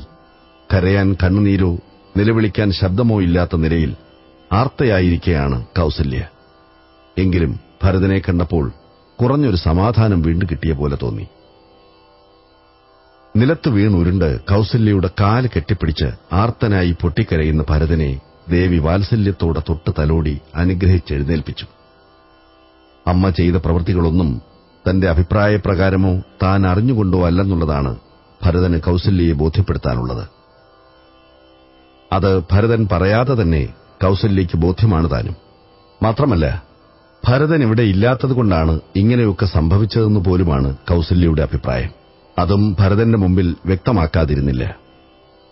ഭരതൻ വന്നു എന്ന വർത്തമാനം അറിഞ്ഞതോടെ സുമന്ത്രനും വസിഷ്ഠ മഹർഷിയും വന്നു. മഹാരാജാവിന്റെ ശവസംസ്കാരാദി കൃത്യങ്ങളൊക്കെ ഭരത ശത്രുഘ്നന്മാരെ കൊണ്ട് ഉചിതമാമണ്ണം നിർവഹിച്ചു. ആ വക എല്ലാ ചടങ്ങുകളും കഴിഞ്ഞതോടെ പിറ്റേന്ന് രാജസഭ കൂടി. മന്ത്രിമാരും പ്രഭുക്കന്മാരും സാമന്തന്മാരും മറ്റ് പ്രാമാണികന്മാരായ പൌരന്മാരും നിറഞ്ഞ ആ സഭയിൽ ഭരതന്റെ അഭിഷേക കാര്യമായിരുന്നു മുഖ്യമായ ആലോചനാ വിഷയം. ഭരത ശത്രുഘ്നന്മാരും സംബന്ധിച്ചിട്ടുണ്ടായിരുന്നു സഭാ നടപടികളിൽ. ജനങ്ങൾ പല പ്രകാരത്തിൽ അഭിപ്രായങ്ങളെ കൈമാറി. പക്ഷെ ആർക്കും ഒന്നും തീർപ്പ് ചെയ്യാൻ കഴിയുന്നില്ല. കുഴഞ്ഞുമറിഞ്ഞ ഒരു പ്രശ്നമായിരിക്കെയാണ് അഭിഷേക കാര്യം. ഏതായാലും പലരുടെയും പല പ്രകാരത്തിലുമുള്ള ചർച്ചകൾക്കും വാദപ്രതിവാദങ്ങൾക്കും ശേഷം ഭരതനെ പട്ടാഭിഷേകം ചെയ്ത് രാജാവാക്കി വാഴിക്കാൻ എല്ലാവരും കൂടി തീർച്ചപ്പെടുത്തി. അപ്പോഴും കുഴപ്പം അവസാനിച്ചില്ല. താനത് സ്വീകരിക്കാൻ തയ്യാറില്ലെന്നായിരുന്നു ഭരതന്റെ വാദം. വസിഷ്ഠ മഹർഷി അടക്കം പലരും ന്യായവാദം ചെയ്തും ഗുണദോഷിച്ചും ഭരതനെ സമ്മതിപ്പിക്കാൻ ശ്രമിച്ചു നോക്കി. പക്ഷെ അതുകൊണ്ടൊന്നും കാര്യമുണ്ടായില്ല. ഭരതൻ പട്ടാഭിഷേകത്തിന് തയ്യാറായില്ല. അതിനാൽ പിറ്റേ ദിവസം പ്രഭാതത്തിൽ ഭരതനടക്കം എല്ലാവരും കാട്ടിൽ പോയി ശ്രീരാമചന്ദ്രനെ കണ്ട് വിവരം ധരിപ്പിച്ച് എങ്ങനെയെങ്കിലും കൂട്ടിക്കൊണ്ടുവരാൻ തീർച്ചപ്പെടുത്തി. അങ്ങനെ പ്രഭാതത്തിൽ എല്ലാവരും കാട്ടിലേക്ക് പുറപ്പെടാൻ തീർച്ചപ്പെടുത്തിക്കൊണ്ട് അന്നത്തെ രാജസഭ പിരിഞ്ഞു. നേരം പ്രഭാതമായപ്പോഴേക്കും എല്ലാവരും ഒരുങ്ങി. യാത്രയ്ക്കുള്ള എല്ലാ ഒരുക്കങ്ങളും പൂർത്തിയായി. ഭരത ശത്രുഘ്നന്മാരും രാജമാതാക്കളാകുന്ന കൌസല്യ, സുമിത്ര, കൈകേയിമാരും സുമന്ത്രനും മറ്റു മന്ത്രിമുഖ്യന്മാരും വസിഷ്ഠ മഹർഷിയും പുറപ്പെട്ടു. ആന, കുതിര, തേര് തുടങ്ങിയ രാജകീയ ആഡംബരങ്ങളും ഏതാനും കാലാൾ സൈന്യങ്ങളും പുറപ്പെട്ടു. ഈ ഘോഷയാത്രയുടെ ഒരുക്കങ്ങളൊക്കെ കണ്ടപ്പോൾ അയോധ്യയിലെ പൌരജനങ്ങളും മിക്കവാറും പുറപ്പെട്ടു. ആകപ്പാടെ വലിയൊരു ജനസഞ്ചയം എല്ലാ ആർഭാടങ്ങളോടും ആഡംബരങ്ങളോടും കൂടി യാത്രയായി. വാദ്യമേളഘോഷങ്ങളോടും സ്തുതിപാഠകന്മാരുടെ സ്തുതിഗാനങ്ങളോടും ജയശബ്ദത്തോടും ബ്രാഹ്മണരുടെ ആശീർവാദ വചസ്സുകളോടും കൂടി ആ വമ്പിച്ച ഘോഷയാത്ര പതുക്കെ പതുക്കെ പട്ടണത്തിൽ കൂടെ നീങ്ങി ക്രമേണ പട്ടണവും കുഗ്രാമങ്ങളും പിന്നിട്ട് കാട്ടിലേക്ക് കയറി ത്വരിതഗമനം തുടങ്ങി. വാഹനങ്ങൾ ധാരാളമുണ്ടായിട്ടും ഭരതശത്രുഘ്നന്മാർ കാൽനടയായി തന്നെ മുമ്പോട്ട് നീങ്ങിക്കൊണ്ടിരുന്നു. പലരും വളരെയൊക്കെ പറഞ്ഞു നോക്കിയിട്ടും അവർ വാഹനത്തിൽ കയറാൻ കൂട്ടാക്കിയില്ല. രാജമാതാക്കളും മന്ത്രിമുഖ്യന്മാരും പൌരപ്രധാനികളും സാമന്തന്മാരും ബ്രാഹ്മണശ്രേഷ്ഠരുമൊക്കെ വാഹനങ്ങളിൽ ഇരുന്നുകൊണ്ടും യാത്ര ചെയ്തു. പകൽ മുഴുവൻ യാത്ര ചെയ്ത് ക്ഷീണിച്ച് തളർന്ന് വൈകുന്നേരമായപ്പോഴേക്ക് ശൃംഗിവേരപുരത്തിന്റെ പരിസരത്തിലെത്തി. അവിടെയാണല്ലോ ശ്രീരാമനും എത്തിച്ചേർന്നത്. ഗംഗാതീരത്തുള്ള ഒരു മുക്കുവ ഗ്രാമമാണ് ശൃംഗിവേരപുരം. ഗുഹനാണ് അവിടുത്തെ രക്ഷാധികാരി. ശ്രീരാമൻ ആ വഴിക്ക് വന്ന സമയം ഗുഹൻ വളരെ ഭക്തി ബഹുമാനങ്ങളോടെ സൽക്കരിച്ചിട്ടുണ്ടായിരുന്നു. ഭരതശത്രുഘ്നന്മാർ എല്ലാ പരിവാരങ്ങളോടും കൂടി വന്നിട്ടുണ്ടെന്ന് കേട്ടപ്പോഴും ഗുഹൻ ബന്ധപ്പെട്ട് ഓടിവന്നു. പരിവാരങ്ങളെയും സന്നാഹങ്ങളെയും ഒക്കെ കണ്ടപ്പോൾ ഗുഹന് ചില സംശയങ്ങളൊക്കെ ഉണ്ടായി. ഭരതൻ കാരണത്താലാണ് ശ്രീരാമൻ കാട്ടിലേക്ക് പോകേണ്ടി വന്നത്. കാട്ടിൽ വെച്ചും രാമനെ എതിർക്കാനുള്ള പുറപ്പാടാണോ ഭരതന്റേതെന്നായിരുന്നു ഗുഹന്റെ സംശയം. പക്ഷെ വളരെ വേഗത്തിൽ സംശയം തീർന്നു. ജടാവൽക്കലധാരികളായ ഭരതശത്രുഘ്നന്മാരുടെ വേഷവും ശ്രീരാമവിരഹം കൊണ്ടുള്ള അവരുടെ പശ്ചാത്താപവും കണ്ടപ്പോൾ തന്നെ ഗുഹന് സർവ്വസംശയങ്ങളും തീർന്നു. അനന്തരം അവരോട് സംസാരിക്കുക കൂടി ചെയ്തപ്പോൾ പറയേണ്ടതില്ല, തന്നേക്കാൾ എത്രയോ അധികം ഭക്തിയുണ്ട് ഭരതന് ശ്രീരാമങ്കലെന്ന് ബോധ്യപ്പെടുകയും ചെയ്തു. ശ്രീരാമനെ സംബന്ധിച്ച പല കാര്യങ്ങളും പറഞ്ഞുകൊണ്ട് ഗുഹന്റെ ആതിഥ്യവും സ്വീകരിച്ച് ആ രാജകീയ സംഘം മുഴുവൻ അന്നേ ദിവസം ഗംഗാതീരത്ത് കഴിച്ചുകൂട്ടി. പിറ്റേന്ന് പ്രഭാതത്തിൽ തന്നെ ഗുഹൻ അവർക്ക് നദി കടപ്പാൻ വേണ്ടുന്ന ഏർപ്പാടുകളൊക്കെ ചെയ്തു. വലിയ തോണികൾ ധാരാളം കൊണ്ടുവന്ന് ജനങ്ങളെ സംഘം സംഘമായി മറുകരയ്ക്കെത്തിച്ചു. അലങ്കരിച്ച രാജകീയ നാമത്തിൽ കൌസല്യാദികളെയും അക്കരയ്ക്കെത്തിച്ചു. ഗുഹനോട് യാത്രയും പറഞ്ഞ് ഭരതനും സംഘവും കാട്ടിൽ കൂടെ കാൽനടയായി യാത്രയായി. ശ്രീരാമനെപ്പോലെ തന്നെ അവരും അന്ന് ഭരദ്വാജാശ്രമത്തിലെത്തി. ഭരദ്വാജ മഹർഷി വിവരമറിഞ്ഞ് അവരെ വേണ്ട പോലെ സൽക്കരിച്ചു. രാമഭക്തനും രാമതന്ത്രപരായണനുമായ മഹർഷിയുടെ സൽക്കാരങ്ങളെ സ്വീകരിച്ച് അന്നേ ദിവസം അവിടെയും കഴിച്ചുകൂട്ടി. പിറ്റേന്ന് പ്രഭാതത്തിൽ ഭരദ്വാജ മഹർഷി പറഞ്ഞുകൊടുത്ത മാർഗ്ഗത്തിൽ കൂടെ അവർ മുന്നോട്ട് നീങ്ങി. ശ്രീരാമൻ ഒരു ദിവസം ഭരദ്വാജാശ്രമത്തിൽ വിശ്രമിച്ചു. പിറ്റേന്ന് ചിത്രകൂട പർവ്വതത്തിന്റെ താഴ്വരയിലുള്ള മഹർഷിമാരുടെ ആശ്രമ പരിസരങ്ങളിലേക്കാണ് പോയത്. അവിടെ ചെന്ന് ആ ഋഷി സംഘങ്ങളെ കണ്ട് അവരുടെ നിർദ്ദേശപ്രകാരം പരിസരത്തിൽ തന്നെ ഒരു ചെറിയ പർണശാല കെട്ടി താമസമുറപ്പിക്കുകയും ചെയ്തിട്ടുണ്ടായിരുന്നു. അവിടേക്കുള്ള മാർഗ്ഗമാണ് ഭരദ്വാജ മഹർഷി നിർദ്ദേശിച്ചു കൊടുത്തതും. അതിനാൽ ഭരദ്വാജാശ്രമത്തിൽ നിന്ന് പുറപ്പെട്ട ശേഷം ഭരതനും സംഘവും നേരെ ചിത്രകൂട പർവ്വതത്തെ നോക്കിയാണ് നടന്നത്. കാട്ടിൽ കൂടെ ആയാസപ്പെട്ട് നടന്ന് വളരെ വഴി പിന്നിട്ടു. ക്രമേണ അവർ ചിത്രകൂട പർവ്വതത്തിന്റെ പരിസരത്തിലെത്തി. വിദൂരത്തിൽ വരിവരിയായുള്ള ഋഷികവാടങ്ങളുടെ അറ്റത്തായി ഒരു മൂലയിലുള്ള ശ്രീരാമന്റെ പർണകുടീരം ദൂരത്തുനിന്ന് തന്നെ കണ്ടു. പുറത്തു വള്ളികെട്ടി വൽക്കലങ്ങൾ തോരാനിട്ടിട്ടുണ്ട്. മന്ത്രഘോഷങ്ങൾ പല പർണശാലകളിൽ നിന്നും മുഴങ്ങുന്നു. ചിലതിൽ നിന്നും ഹോമധൂമം പരക്കുന്നു. സ്വതവേ തന്നെ രാമഭക്തി കൊണ്ട് ഹൃദയം നിറഞ്ഞ ഭരതാദികൾ തപോമയമായ ആ വിശുദ്ധ അന്തരീക്ഷത്തിലെത്തിച്ചേരുകയും ശ്രീരാമന്റെ പർണകുടീരത്തെ കാണുകയും കൂടി ചെയ്തപ്പോഴേക്ക് ആവിഷ്ടന്മാരായി. അവരുടെ ഭക്തിപ്രവാഹം നിയന്ത്രണാതീതമായി തീർന്നു. ദേഹം മുഴുവൻ പൊട്ടിത്തരിച്ച് രോമാഞ്ചാവൃതമായി. കണ്ണുകളിൽ നിന്ന് അശ്രുക്കൾ ധാരയായി ഒഴുകാൻ തുടങ്ങി. അവരറിയാതെ തന്നെ 2 കൈകളും ശിരസിലേക്ക് ഉയർന്ന് അഞ്ജലീബദ്ധങ്ങളായി. രാമനാമം അവരുടെ നാവിൽ നിന്നൊഴുകാൻ തുടങ്ങി.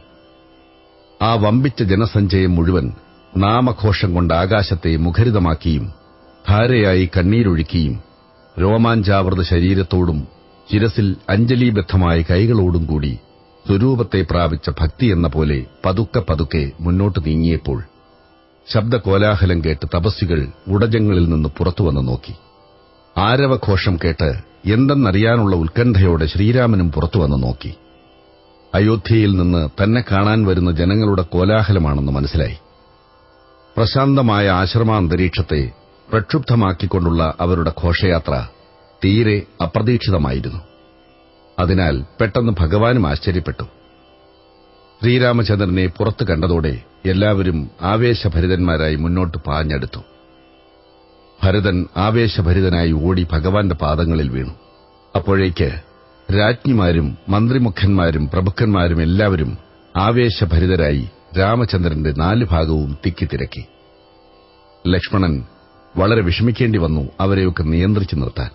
പ്രക്ഷുബ്ധമായ ആ അന്തരീക്ഷത്തിൽ അന്യോന്യം ആചാരോപചാരങ്ങളൊക്കെ കഴിഞ്ഞ് എല്ലാവരും ഇരുന്ന് ശാന്തരായി അന്യോന്യം കുശലപ്രശ്നം ആരംഭിച്ചു. അയോധ്യയിലെ വർത്തമാനങ്ങൾ അറിയാനാണ് ശ്രീരാമന് ബദ്ധപ്പാട്. അതിനാൽ അതിനെ തന്നെ ആദ്യം പറയാൻ ആവശ്യപ്പെട്ടു. അച്ഛന്റെ ക്ഷേമവർത്തമാനങ്ങളെയാണ് ആദ്യം ചോദിച്ചത്. അതിനാൽ ആദ്യം തന്നെ ഒരനിഷ്ടവാർത്തയാണ് കേൾക്കുകയും കേൾപ്പിക്കുകയും ചെയ്യേണ്ടി വന്നത്. ദശരഥന്റെ ചരമവാർത്ത കേട്ടതോടെ രാമലക്ഷ്മണന്മാർ 2 ഒരുപോലെ മോഹാലസ്യപ്പെട്ടു വീണു. ഗീതോപചാരങ്ങളെക്കൊണ്ടും സാന്ത്വന വാക്കുകളെക്കൊണ്ടും കുറെ കഴിഞ്ഞപ്പോൾ പ്രജ്ഞ വന്ന് എഴുന്നേറ്റ് എല്ലാവരും കൂടി ഗംഗയിലേക്ക് കുളിച്ച് പിതൃതർപ്പണം ചെയ്യാൻ പോയി. തിലോദകം കൊടുക്കലും ആശൌചദീക്ഷയുമടക്കം പിതൃകർമ്മങ്ങൾ പൂർത്തിയായ ശേഷം കാര്യാലോചന ആരംഭിച്ചു. ജ്യേഷ്ഠപുത്രനുള്ളതാണ് രാജ്യം. ആ അവകാശം ആര് തന്നെ നിഷേധിച്ചാലും പോവില്ല. അതുകൊണ്ട് ശ്രീരാമൻ അയോധ്യയിൽ വന്ന് പട്ടാഭിഷിക്തനായി രാജ്യം ഭരിക്കണമെന്നാണ് ഭരതന്റെ ആവശ്യവും അപേക്ഷയും. അങ്ങനെ ചെയ്യുന്നതിൽ ന്യായത്തിനും സത്യത്തിനും ഭംഗമില്ലെന്ന് സമർത്ഥിച്ചുകൊണ്ട് ഭരതൻ പല യുക്തികളെയും പ്രമാണങ്ങളെയും അവതരിപ്പിച്ചു. അതൊക്കെ ശ്രീരാമൻ ശരിവച്ചു. എന്നാൽ അച്ഛനോട് ചെയ്ത പ്രതിജ്ഞയെ നിറവേറ്റുകയെന്നത് അതിപ്രധാനമായ സംഗതിയാണ്. അത് ഒരു പ്രകാരത്തിലും ഒഴിവാക്കാൻ പാടില്ലാത്തതാണ്. ചെയ്ത പ്രതിജ്ഞ ചെയ്തതുതന്നെ. അതൊന്നുകൊണ്ടും ഇല്ലാതാവാനും പോകുന്നില്ല. 14 കൊല്ലം താൻ മുനിവൃത്തിയോടെ കാട്ടിൽ താമസിച്ചോളാമെന്ന് പ്രതിജ്ഞ ചെയ്തതാണ്. അച്ഛനില്ലാതായി എന്നതുകൊണ്ട് പ്രതിജ്ഞയ്ക്ക് ഭംഗം വരുത്താൻ വയ്യ. എന്നാൽ അതും അസത്യമായേ വരൂ. പോരെങ്കിൽ രാജ്യലോഭം കൊണ്ട് അച്ഛനെ വഞ്ചിച്ചു എന്നുപോലും പറയാനിടവരും. ആ കളങ്കം എങ്ങനെയും വരുത്തിവെക്കാൻ വയ്യ. അതുകൊണ്ട് 14 കൊല്ലത്തെ വനവാസം കഴിഞ്ഞു വന്ന് രാജ്യമേറ്റെടുക്കാം. അതുവരെ ഭരതൻ തന്നെ ഭരിക്കണം എന്നാണ് ശ്രീരാമന്റെ വാദം. 2 ആൾക്കും ന്യായമുണ്ട്. അതിനാൽ വേഗത്തിൽ ഒന്ന് തെറ്റ് മറ്റേത് ശരി എന്ന് പറയാൻ വയ്യ. അതുകൊണ്ട് എന്താണ് തീർച്ചപ്പെടുത്തേണ്ടതെന്നറിയാതെ ജനങ്ങൾ കുഴങ്ങി. അവസാനം വസിഷ്ഠ മഹർഷിയുടെ മാധ്യസ്ഥ പ്രകാരം കാര്യം തീർച്ചപ്പെടുത്തപ്പെട്ടു. ശ്രീരാമൻ 14 കൊല്ലം വനവാസം നടത്തട്ടെ. അതാണല്ലോ പ്രതിജ്ഞ. അത്രയും കാലം ഭരതൻ രാജ്യം ഭരിക്കട്ടെ. ശ്രീരാമൻ മടങ്ങിവന്നാൽ രാജ്യഭാരം ഏൽപ്പിച്ചു കൊടുക്കുകയും ചെയ്യട്ടെ. ഇതാണ് വസിഷ്ഠ മഹർഷിയുടെ മാധ്യസ്ഥം. വളരെ വാദപ്രതിവാദങ്ങൾക്ക് ശേഷം അങ്ങനെ തീർച്ചപ്പെടുത്തി. എന്നാലും ഭ്രാതൃഭക്തി കൊണ്ട് വിവശനായ ഭരതന് അത് സമ്മതിക്കാൻ കഴിഞ്ഞില്ല. ജ്യേഷ്ഠനുണ്ടായിരിക്കെ താൻ സ്വതന്ത്രനായി രാജ്യം ഭരിക്കുകയെന്നതൊരിക്കലും ചെയ്യില്ലെന്നാണ് ഭരതന്റെ നിർബന്ധം. അതിന് അവസാനം ഒരു യുക്തി കണ്ടുപിടിച്ചു. ഭരതൻ സ്വതന്ത്രനായിട്ട് വേണ്ട, ശ്രീരാമന്റെ പ്രതിനിധിയായി ഭരണം നിർവഹിച്ചാൽ മതിയെന്നാണ് കണ്ടുപിടിക്കപ്പെട്ട യുക്തി. അതിനെ ഭരതന് നിഷേധിക്കാൻ കഴിഞ്ഞില്ല. ശ്രീരാമന്റെ പാദുകങ്ങളെ കൊണ്ടുവന്ന് രാജപ്രതിനിധിയായി സിംഹാസനത്തിൽ വെച്ച് ഭരതൻ ഒരു ഭൃത്യന്റെ നിലയ്ക്ക് ഭരണകൃത്യം നടത്തുക എന്നായി അവസാനത്തെ തീർപ്പ്. അത് ഭരതനും സ്വീകാര്യമായി. എങ്കിലും അയോധ്യയിൽ വയ്യ. ജ്യേഷ്ഠനോട് കൂടാതെ താൻ അയോധ്യയിൽ പ്രവേശിക്കില്ല എന്നുകൂടി ഭരതനൊരു നിർബന്ധമുണ്ടായി. അതും അംഗീകരിക്കപ്പെട്ടു. അതുപ്രകാരം ഭരതൻ ശ്രീരാമന്റെ പാദുകങ്ങളെ വാങ്ങി ഭക്തിയോടെ ശിരസിൽ വെച്ച് യാത്രയും പറഞ്ഞ് എല്ലാ പരിജനങ്ങളോടും കൂടി മടങ്ങി. അയോധ്യാപട്ടണത്തിന്റെ അടുത്തുള്ള നന്ദിഗ്രാമം എന്ന കുഗ്രാമത്തിൽ ശ്രീരാമന്റെ പാദുകങ്ങളെ രാമബുദ്ധിയോടെ സിംഹാസനത്തിൽ വെച്ച് നിത്യേന വണങ്ങി. എല്ലാ രാജ്യകാര്യങ്ങളെയും ശ്രീരാമനോടെന്ന പോലെ പാദുകങ്ങളോട് അറിയിച്ചുകൊണ്ടും രാമനെന്ന പോലെ മുനിവൃത്തിയോടും തപശ്ചര്യയോടും കൂടി ദിവസങ്ങളെ എണ്ണിക്കണക്കാക്കിക്കൊണ്ടും കഴിഞ്ഞുവന്നു ഭരതൻ. മറ്റെല്ലാവരും അയോധ്യയിൽ യഥാസ്ഥാനത്തും കഴിഞ്ഞുകൂടി. ഇവിടെ വെച്ചാണ് അയോധ്യാകാന്ഡം അവസാനിക്കുന്നത്. അയോധ്യാകാന്ഡത്തിലെ ഒട്ടാകെയുള്ള കഥാഗോളമാണ് പറയപ്പെട്ടത്. ഇനി അതിന്റെ അന്തസ്തത്വത്തിലേക്ക് കടക്കാം. ശ്രീരാമൻ രാജ്യം ഭരിച്ച് രാജാവായി സുഖിച്ചുകൊണ്ട് അരമനയിൽ തന്നെ ഇരിക്കണമെന്നായിരുന്നു കൗസല്യയുടെ ഇച്ഛ. എന്നാൽ കൈകേയിയുടെ ആഗ്രഹമാകട്ടെ നേരെ മറിച്ചായിരുന്നു. രാമൻ അയോധ്യയിൽ തന്നെ ഉണ്ടാവരുത്, കാട്ടിൽ പോയി പലതരത്തിലുള്ള ക്ലേശങ്ങളും അനുഭവിക്കണമെന്നായിരുന്നു കൈകേയിയുടെ അഭിപ്രായം. കൗസല്യയ്ക്ക് പ്രത്യേകം നന്മയോ കൈകേയിക്ക് തിന്മയോ രണ്ടും രാമൻ ചെയ്തിട്ടുമില്ല. രണ്ടാളും ശ്രീരാമന്റെ അമ്മമാരാണ്. കൗസല്യ പെറ്റമ്മയാണ്, കൈകേയി അതല്ല എന്ന് പറയാം. എങ്കിലും കൈകേയിയും രാമനെ അതുവരെയും പുത്രനിർവിശേഷം ലാളിച്ചുവന്ന അമ്മയായിരുന്നു. എന്നിട്ടും രാമനെ സംബന്ധിച്ച് അവരുടെ അഭിപ്രായം ഇത്രയും വിരുദ്ധങ്ങളായി. എന്താണിതിനർത്ഥം? ഒന്ന് ജ്ഞാനശക്തിയാണ്, മറ്റേത് ക്രിയാശക്തിയാണ്. അവ രണ്ടും അന്യോന്യ വിരുദ്ധങ്ങളാണ്. ഒരിക്കലും തമ്മിൽ യോജിക്കാൻ വയ്യ. ജ്ഞാനശക്തിയെയാണ് കൗസല്യയാക്കി ചിത്രീകരിച്ചിരിക്കുന്നത്, ക്രിയാശക്തിയെ കൈകേയിയായും. ക്രിയാശക്തിയിൽ കെട്ടിക്കിടക്കുന്നു പലതരത്തിലുള്ള പ്രാരാബ്ധങ്ങൾ. അതുണ്ടോ അനുഭവിക്കാതെ ജീവനെ വിടുന്നു? ജ്ഞാനമുണ്ടായാൽ പിന്നെ പ്രാരാബ്ധം അനുഭവിക്കേണ്ടതില്ലെന്ന് പറയാറുണ്ട്. പൂർവജന്മങ്ങളിലെ കർമ്മത്തിന്റെ അവശിഷ്ടമാണല്ലോ പ്രാരാബ്ധം. ജ്ഞാനസമ്പന്നനായ ഒരാൾക്ക് ഈ ജന്മം തന്നെ ഉണ്ടായിട്ടില്ല, പിന്നെ എന്ത് പുനർജന്മമാണ്? പൂർവജന്മങ്ങളില്ലെങ്കിൽ പിന്നെ പൂർവജന്മങ്ങളിലെ കർമ്മങ്ങളും അവയുടെ അവശിഷ്ടമാകുന്ന പ്രാരാബ്ധവുമുണ്ടോ? ഉണ്ടാവാൻ വയ്യാത്തതാണ്. ഈ അഭിപ്രായത്തെ ഉള്ളിൽ വെച്ചുകൊണ്ടാണ് ജ്ഞാനിക്ക് പ്രാരാബ്ധം അനുഭവിക്കേണ്ടി വരില്ല എന്ന് പറഞ്ഞു വരാറ്. പക്ഷെ ആ വാദം അത്രമാത്രം പ്രായോഗികമാണെന്ന് പറഞ്ഞുകൂടാ. എന്തുകൊണ്ടെന്നാൽ ജ്ഞാനം വികസിച്ചാൽ പ്രാരാബ്ധം അനുഭവിക്കേണ്ടെന്നത് ശരിതന്നെ. പക്ഷേ എപ്പോഴാണ് ഒരാൾക്ക് ജ്ഞാനമുണ്ടാവുന്നത് എന്നാണെങ്കിൽ പ്രാരാബ്ധത്തിന്റെ അവസ്ഥിതിയിലാണ്.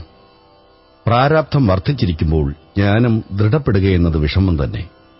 ജ്ഞാനം ദൃഢപ്പെട്ടു കഴിഞ്ഞാൽ വളരെ കുറച്ചേ പ്രാരാബ്ധമുണ്ടാവൂ. അതാകട്ടെ അറിയാതെ തന്നെ അനുഭവിച്ചു തീരുകയും ചെയ്യും. അപ്പോൾ ജ്ഞാനിക്ക് പ്രാരാബ്ധം ബാധകമാവുന്നില്ലെന്ന് പറഞ്ഞത് ശരിയാണ്. പക്ഷെ അത് ഈ പറഞ്ഞ രീതിയിലാണെന്ന് മാത്രം. കൈകേയിക്ക് വളരെ കാലത്തിനു മുമ്പ് കിട്ടിയ വരപ്രതിജ്ഞയുടെ ഫലമാണല്ലോ രാമൻ അനുഭവിക്കാനിടയായത്. ക്രിയാശക്തിയിൽ പൂർവകാലത്ത് നിക്ഷേപിച്ച വാസനാശതങ്ങൾ തന്നെ അതാത് ജന്മത്തിൽ ജീവന്റെ പ്രാരാബ്ധമായി പൊട്ടിപ്പുറപ്പെടുന്നു. ജ്ഞാനമോ തപസ്സോ പൗരുഷമോ വീര്യമോ എന്തൊക്കെ ഉണ്ടായാലും പ്രാരാബ്ധം ഒരാളെ അനുഭവിക്കാതെ വിടാൻ പോകുന്നില്ല. അതുകൊണ്ടാണ് രാമന് പല യോഗ്യതകളുണ്ടായിട്ടും കൈകേയിയുടെ ആജ്ഞയ്ക്ക് വഴങ്ങേണ്ടി വന്നത്. ജ്ഞാനശക്തി വേണ്ട പോലെ അനുഗ്രഹിച്ചിട്ടുണ്ട്, എങ്കിലും ക്രിയാശക്തി വിട്ടിട്ടില്ല. കൗസല്യ വേണ്ട പോലെ അനുഗ്രഹിച്ചെങ്കിലും കൈകേയിയുടെ ആജ്ഞയെ നിരസിക്കാൻ കഴിഞ്ഞില്ല. എങ്കിലും ബ്രഹ്മവിദ്യയുള്ളതിനാൽ ക്ലേശങ്ങൾ ചുരുങ്ങും. സീത ഒരുമിച്ചുള്ളതിനാൽ കാട്ടിലും താപത്തിന് കുറവുണ്ടാകും. ചിരകാലത്തെ ആധ്യാത്മിക ജീവിതം കൊണ്ട് ശരീരം വ്യവഹാര സ്വരൂപമായ ലൗകിക ജീവിതത്തിന് പറ്റാതായി തീർന്നിട്ടുണ്ട്. എങ്കിലും പ്രാരാബ്ധവശാൽ ജീവന് സംസാരത്തിൽ വ്യാപരിക്കേണ്ടി വരുന്നു. ഇതാണ് ശ്രീരാമൻ പോകുമ്പോൾ ദശരഥൻ കഠിനമാകും വണ്ണം വ്യസനിക്കുന്നത്. ദശരഥൻ പ്രതിജ്ഞ ചെയ്തിട്ടുണ്ടായിരുന്നു, ആവശ്യപ്പെടുമ്പോൾ വരദാനങ്ങളെ സാധിച്ചു കൊടുത്തോളാമെന്ന്. അതായത് ശരീരം ചുമതലപ്പെട്ടിരിക്കുന്നു പ്രാരാബ്ധത്തെ അനുഭവിക്കാൻ.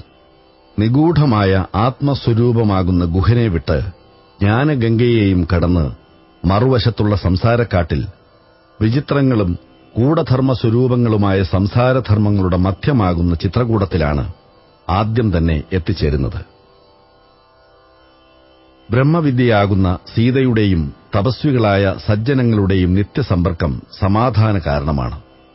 എന്തൊക്കെ ക്ലേശങ്ങൾ വന്നാലും സമാധാനം കിട്ടിക്കൊണ്ടിരിക്കും. അങ്ങനെയൊക്കെയാണല്ലോ ശ്രീരാമചന്ദ്രന്റെയും അനുഭവം. അങ്ങനെയിരിക്കുമ്പോഴാണ് ഭരതന്റെയും പരിജനങ്ങളുടെയും വരവ്. ശരീരത്തിലെ സകല ശക്തികളും ക്ഷോഭിച്ചു എന്നർത്ഥം. എന്തൊക്കെയായിട്ടും സ്വൈരസമാധാനങ്ങൾക്ക് മാർഗമില്ലെന്നായി. ശരീരത്തിന്റെ അകത്തുനിന്നും പുറത്തുനിന്നും പലതരം ക്ലേശങ്ങൾ. സംസാരത്തിന്റെ അസഹ്യമായ താപം 4 ഭാഗവും വലയം ചെയ്ത് തപിപ്പിക്കാൻ തുടങ്ങി. അപ്പോൾ അവയിൽ നിന്നൊക്കെ രക്ഷപ്പെടാൻ ശ്രമിക്കലായി. എന്താണ് രക്ഷാമാർഗം? അയോധ്യയിലേക്ക് മടങ്ങിയാൽ മതി, എല്ലാ ക്ലേശങ്ങളും അവസാനിച്ചു. പക്ഷേ അതിന് പ്രതിജ്ഞ തടസ്സമായി വിലങ്ങടിച്ചിരിക്കുകയാണല്ലോ. അതിനാൽ കാട്ടിലിരുന്നുകൊണ്ട് തന്നെ എന്തെങ്കിലും നിവൃത്തിയുണ്ടാക്കണം. അതിനെ ആലോചിച്ചാണ് ചിത്രകൂടം വിട്ട് ദണ്ഡകാരണ്യത്തിലേക്ക് പ്രവേശിക്കാൻ തീർച്ചപ്പെടുത്തിയത്. സംസാരത്തിൽ അനവരതം സംഭവിച്ചുകൊണ്ടിരിക്കുന്ന പലതരത്തിലുള്ള ക്ലേശങ്ങൾ ഓരോ ജീവനെയും എപ്പോഴും അലട്ടിക്കൊണ്ടിരിക്കുന്നുണ്ട്. സംസാരത്തിൽ നിന്ന് വിട്ടാൽ മതി, എല്ലാ ക്ലേശങ്ങളും അവസാനിച്ചു. പക്ഷേ അതിന് പ്രാരാബ്ധം അനുവദിക്കണ്ടേ? അതിനാൽ സംസാരത്തിൽ നിന്ന് വിട്ടാൽ എല്ലാ ക്ലേശങ്ങളും അവസാനിക്കുമെന്നറിഞ്ഞാൽ കൂടി അതല്ല ചെയ്തു വരാറ്. സംസാരത്തിൽ ഇരുന്ന് തന്നെ സംസാരക്ലേശങ്ങളെ അകറ്റാനുള്ള നിവൃത്തിമാർഗങ്ങൾ അന്വേഷിക്കും. സംസാരഭുക്തി കൊണ്ടുള്ള ക്ലേശം കുറേക്കൂടി സംസാരഭുക്തിയുണ്ടായാൽ കൂടലല്ലാതെ കുറയലുണ്ടോ? അതുപോലെ ചിത്രകൂടമാകുന്ന കാട്ടിലെ അധിവാസം കൊണ്ടുള്ള ക്ലേശം അതിനേക്കാൾ ഭയങ്കര വനമായ ദണ്ഡകാരണ്യത്തിലേക്ക് കടന്നാൽ വർദ്ധിക്കുകയല്ലാതെ കുറയലുണ്ടോ? എന്നാലും അതാണ് സമാധാനമെന്ന് തോന്നി. അതുതന്നെയാണ് സംസാരത്തിലെ സമ്പ്രദായം. എത്ര ക്ലേശങ്ങൾ അനുഭവിച്ചാലും പിന്നെയും സംസാരത്തിൽ നിന്ന് വിടാൻ തോന്നില്ല. സംസാരക്ലേശത്തിന്റെ നിവൃത്തിക്ക് സംസാരത്തെ തന്നെ ഭുജിക്കാൻ ശ്രമിക്കും. ഉപ്പുവെള്ളം കുടിച്ചുണ്ടായ ദാഹം തീർക്കാൻ ഉപ്പുവെള്ളത്തെ തന്നെ കുറേക്കൂടി കുടിച്ചാൽ ദാഹം തീരുമെന്ന് തോന്നും പോലെ. ഇതൊക്കെയാണ് അയോധ്യാകാണ്ഡത്തിലെ കഥാഗോളത്തിന്റെ അടിയിലെ തത്വം. ഇതിനു പുറമെ വാച്യഭാഷയിൽ ഒരാൾക്ക് ക്ഷണനേരത്തെ ദുസ്സംഗം കൊണ്ടുണ്ടാകാവുന്ന മാറ്റത്തെയും അതുകൊണ്ടുണ്ടാകാവുന്ന ഭയങ്കരങ്ങളായ ഭവിഷ്യത്തുകളെയും ഭംഗിയായി ഉപന്യസിച്ചിട്ടുണ്ട് അയോധ്യാകാണ്ഡത്തിൽ. അയോധ്യ രാജ്യത്തെയും രാജസിംഹാസനത്തെയും ഒട്ടാകെ തകിടം മറിച്ചത് കൈകേയിയുടെ വാശി മാത്രമാണ്. ആരൊക്കെ എന്തൊക്കെ പറഞ്ഞിട്ടും കൂട്ടാക്കാതെ താൻ പിടിച്ചത് തന്നെ സാധിക്കണമെന്ന മർക്കടമുഷ്ടി. അതിന് കാരണമോ മന്ധരയുടെ ക്ഷണനേരത്തെ കുസൃതി പറയലും. അന്നേ ദിവസം മന്ധരയും കൈകേയിയും തമ്മിൽ കണ്ടിട്ടുണ്ടായിരുന്നില്ലെങ്കിൽ ഇതൊന്നും സംഭവിക്കാൻ പോകുന്നില്ല. പിറ്റേന്ന് കാലത്ത് മംഗളകരമായി ശ്രീരാമന്റെ പട്ടാഭിഷേകം നടക്കുമായിരുന്നു. ആ തള്ളയുടെ ക്ഷണനേരത്തെ സമ്പർക്കം കൊണ്ട് സ്വതവേ നല്ലവളായിരുന്ന കൈകേയി വളരെയധികം ദുഷിക്കുകയും ഒരു രാജ്യം മുഴുവൻ തകരുകയും ചെയ്തു. ആര് രാജാവായാലും മന്ധരയ്ക്കൊന്നുമില്ല. അവൾക്കുള്ളത് കൈകേയിയുടെ ദാസ്യം മാത്രമാണ്. ഭരതൻ രാജാവായാൽ അതിൽ നിന്ന് ഉയരാൻ പോകുന്നില്ല.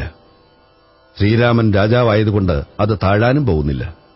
എന്നാൽ പിന്നെ വന്നതിൽ സന്തോഷിച്ച് മിണ്ടാതിരുന്നാൽ മതി. പക്ഷേ ദുർജനങ്ങൾക്ക് അത് സാധിക്കില്ല. എന്തെങ്കിലും കുസൃതി പറഞ്ഞ് സജ്ജനങ്ങൾക്ക് ആപത്തുണ്ടാക്കണം. അതിനൊരു കാരണവും വേണ്ട. അതാണ് ദുർജനങ്ങളുടെ സ്വതവേ പ്രകൃതി. അത് തികച്ചും കാണിച്ചു മന്ധര. സാധുവായ കൈകേയി അതിനിരയാവുകയും ചെയ്തു. എന്നിട്ട് എന്ത് സാധിച്ചു?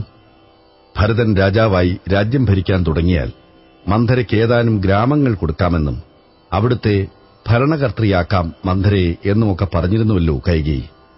അത് വല്ലതും സാധിച്ചോ? ഒന്നും നടന്നില്ല. കൈകേയിക്ക് അവസാനം കിട്ടിയത് തീരാത്ത പശ്ചാത്താപമാണ്. ഇതാണ് ദുർജനങ്ങളുടെ സമ്പർക്കം കൊണ്ടും അവരുടെ ദുരുപദേശങ്ങളെ ആചരിക്കുന്നതുകൊണ്ടും ഉണ്ടാവുന്ന ഫലവും. മന്ധരയ്ക്ക് ഗ്രാമങ്ങളല്ല, കൈകേയിയുടെയും സർവ്വജനങ്ങളുടെയും ഈർഷ്യയാണ് അവസാനം കിട്ടിയത്. ഇങ്ങനെ പല തത്വങ്ങളെയും വെളിപ്പെടുത്തിക്കൊണ്ടാണ് അയോധ്യാകാണ്ഡം അവസാനിപ്പിക്കുന്നത്.